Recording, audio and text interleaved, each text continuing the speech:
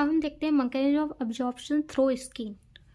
अब हमारा जो अब्जॉर्प्शन होता है स्किन में उसका क्या मैकेनिज्म होता है। तो मैकेनिज्म क्या होता है जो कि हमारे फिक्स लॉ के डिफ्यूजन के अनुसार ही हम इसमें जो अब्जॉर्प्शन होता है ट्रांसडर्मल डिलीवरी सिस्टम का उसका मैकेनिज्म देखते हैं। तो उसका फॉर्मूला होता है dQ/dt equal to DKA C1 - C2 upon H, where dQ/dt हमारा जो है वो हमारा क्या होता है रेट ऑफ डिफ्यूजन होता है। इसमें जो D होता है वो हमारा डिफ्यूजन कोफिशिएंट होता है, K जो होता है वो हमारा पार्टीशन कोफिशिएंट होता है, और A जो होता है इसमें वो होता है हमारा सरफेस एरिया ऑफ मेम्ब्रेन। और इसमें जो C1 एंड C2 है उसको हम कंसंट्रेशन डिफरेंस के रूप में जानते हैं, और जो हमारी H होती है वो हमारी होती है थिकनेस ऑफ मेम्ब्रेन। तो हमारा ये हो गया rate of diffusions, D means diffusion coefficient, K means partition coefficient, A for surface area of membrane, C1 C2 equal to concentration differences and H equal to हमारा क्या होता है थिकनेस ऑफ मेम्ब्रेन। अब इसमें हम देखते हैं अकॉर्डिंग टू, अब हम इसी में होता है इसमें क्या होता है हम देखते हैं कि मैकेनिज्म में कि according to the Fick's law equal to rate of diffusion proportional to the partition coefficient. जो हमारा पार्टीशन कोफिशिएंट होता है उसके ही प्रोपोर्शनल हमारा होता है रेट ऑफ डिफ्यूजन। इसका मीन्स क्या होता है कि इसमें जो हमारे जो अधिक से अधिक जो ड्रग की जो लिपोफिलिक होती है वो लिपोफिलिक नेचर में होती है, और इसमें जो रेट ऑफ अब्जॉर्प्शन और डिफ्यूजन होता है वो हमारा हायर होता है। और दूसरा इसी में देखते हैं तो rate of diffusion proportional to the surface area of membrane. इसमें जो रेट का डिफ्यूजन होता है वो हमारा सरफेस एरिया मेम्ब्रेन के प्रोपोर्शनली होता है। इसका मीन्स क्या होता है इसमें जो सरफेस एरिया की जो मेम्ब्रेन होती है वो लार्जर होती है, तब इसमें क्या होता है जो हमारा डिफ्यूजन और एब्जॉर्प्शन होता है वो भी हमारा हाई हो जाता है। और rate of diffusion proportional to the concentration gradient across the drug package and the blood streams. और जो रेट ऑफ डिफ्यूजन होता है वो हमारा इन्वर्सली प्रोपोर्शनल होता है हमारा थिकनेस ऑफ मेम्ब्रेन की जो थिकनेस होती है उसके इन्वर्सली प्रोपोर्शनल होता है। और इसका thickness of membrane is high. इसमें जो हमारी इसकी जो थिकनेस की जो मेम्ब्रेन होती है वो अगर हाई होती है तो जो हमारा रेट का डिफ्यूजन होता है वो हमारा लो होता है। इसमें हमने क्या देखा कि ये हमारा क्या होता है फिक्स लॉ के अनुसार ही कि जो रेट का डिफ्यूजन होता है वो हमारा प्रोपोर्शनली पार्टीशन कोफिशिएंट होता है। रेट ऑफ डिफ्यूजन ये हमारा सरफेस एरिया का मेम्ब्रेन के लिए भी इन्वर्स प्रोपोर्शनल होता है। और जो rate of diffusion blood stream जो रेट ऑफ डिफ्यूजन होता है वो भी हमारे con gradient across the drug patches and blood stream के प्रोपोर्शनली होता है। और जो हमारा रेट ऑफ डिफ्यूजन होता है वो हमारा सिर्फ और सिर्फ इन्वर्सली प्रोपोर्शनल होता है हमारा थिकनेस ऑफ मेम्ब्रेन की जो थिकनेस होती है उसके इन्वर्सली प्रोपोर्शनल होता है। ठीक, ये हमारा हो गया मैकेनिज्म। अब हम देखते हैं इसके बाद रूट्स ऑफ ड्रग। अब इसके बाद हम देखते हैं routes of drug absorption through skin. जो हमारी स्किन में जो स्किन के लिए जो हमारा ड्रग का अब्जॉर्प्शन होता है उसका रूट क्या क्या होता है। तो इसके हम दो तरीके से रूट्स देखते हैं।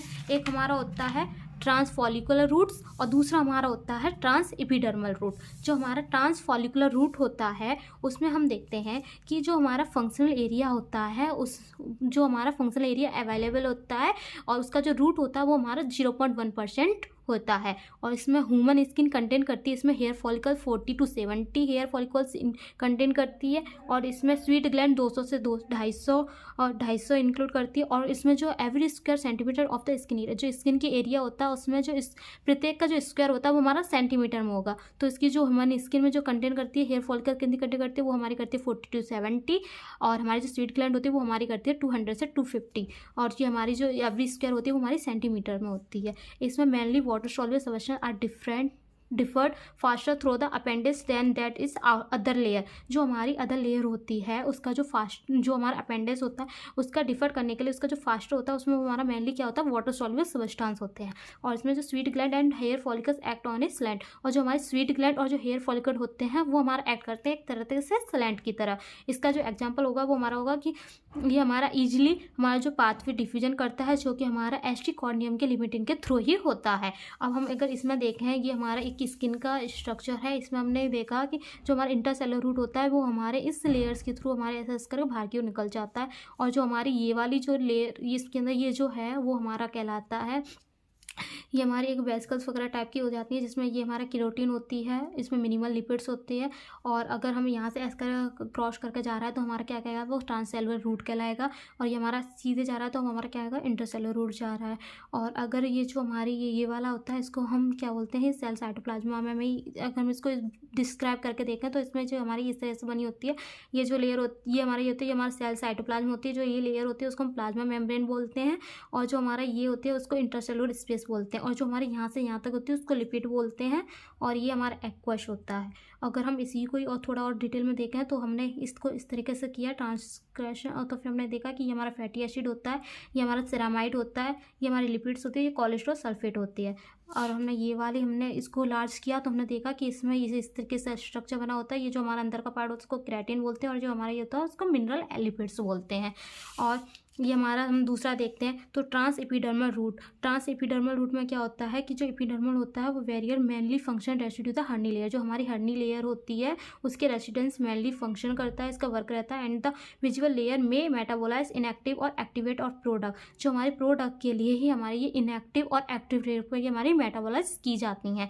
Dermal capillary contain many capillary so resident time of the drug in only 1 minute. 1 minute में केवल 1 मिनट में ही क्या करती है ये हमारी रेसिडेंस कॉज करने लगती है। Dermal capillary content many capillary, जो हमारी डर्मल कैपिलरी होती हैं वो हमारी बहुत अनेक कैपिलरी को कंटेन करके रखती हैं, जो कि हमारी क्या करती है कि हमारे 1 मिनट में ही रेसिडेंस टाइम को कॉज करती हैं। And the with in stratum corneum molecules में पेनिट्रेट आइदर ट्रांससेलुलरी और इंटरसेलुलर, जो हमारे स्ट्रेटम कॉर्नियम के साथ में जो मॉलिक्यूल्स होते हैं वो हमारे ट्रांससेलुलरी और इंटरसेलुलरी में ही क्या करते हैं पेनिट्रेट कर जाते हैं। और इंटरसेलुलर रीजन इज फिल्ड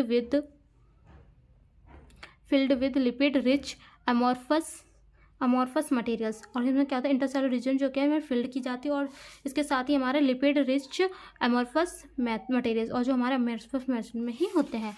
अब हम देखते हैं इसके अंदर, अब ये हमारा हो गया ट्रांसफॉलिकुलर रूट। और जो हमारा ट्रांस एपिडर्मल रूट होता है उसमें हमने अभी जो परमेशन थ्रू स्किन में देखा था, इसका यही सेम स्ट्रक्चर इसके अंदर भी लिख सकते हैं। अब हम देखते हैं इसके बाद